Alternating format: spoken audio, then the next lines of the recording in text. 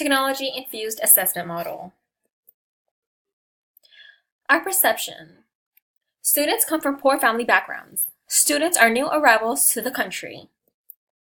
Before taking this course, my perception was that English language learners came from a poor family background. Students are new arrivals to the country. Countries like Mexico, China, and other parts of the world. Misconception 1. Once ELLs can communicate in English, they can succeed academically. Misconception 2. Because ELLs come from foreign countries where education is taken very seriously, ELLs have little to no struggle to face other than simply learning the English language. Misconception 3. The younger the child is, the faster they will acquire their second language. Misconception 4. ELLs come from other countries outside of the United States. Misconception 5. ELL students need to learn how to read and write in English as soon as they come into the country. 5 concepts learned. First concept is active learning. Students are engaged socially, emotionally, and intellectually in any activity. Second concept learned is critical, problem-posing, reflective thinking, knowledge gathering, and collaborative decision-making. Third concept learned is language acquisition for school PRISM model. 4 components that influence first and second language acquisition.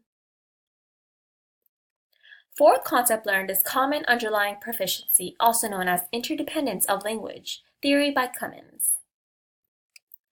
Fifth concept learned is input hypothesis, theory by Krashen.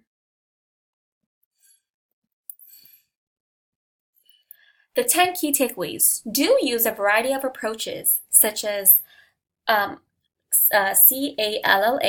whole language, and LEA, for the diverse students in every classroom.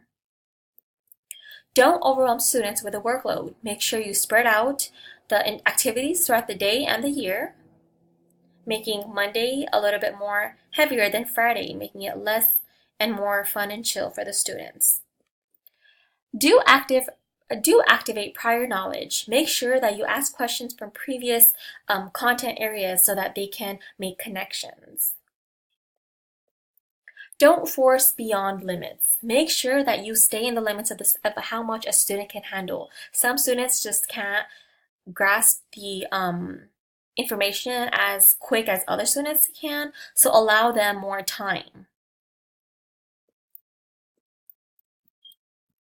Use plenty of visuals. Make sure you incorporate photos, videos, charts, and graphs throughout your lesson content and teaching, so that every child gets a variety of ways to approach a learning area.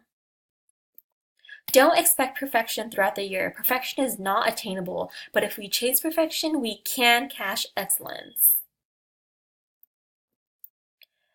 Do actively use technology. Technology has increased over the past years, so we should implement technology in our lesson plans so that students get a feel and are smoothly transitioned into when they're going to college or a higher level of a higher grade level, and they're familiar with the use of technology.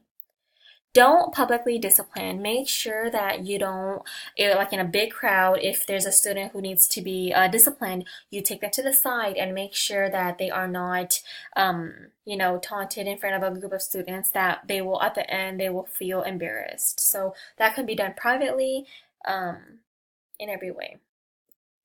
And then do incorporate interactive strategies. So make sure that you as teachers are grouping students, pairing students during small activities so that they get a feel of communicating with one another and they can, increase that confidence.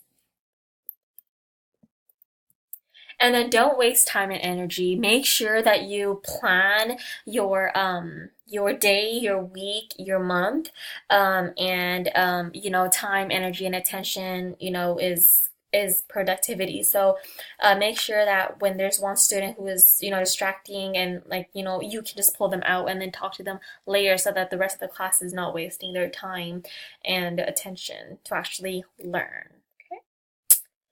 All right, so these are our sources, and thank you so very much.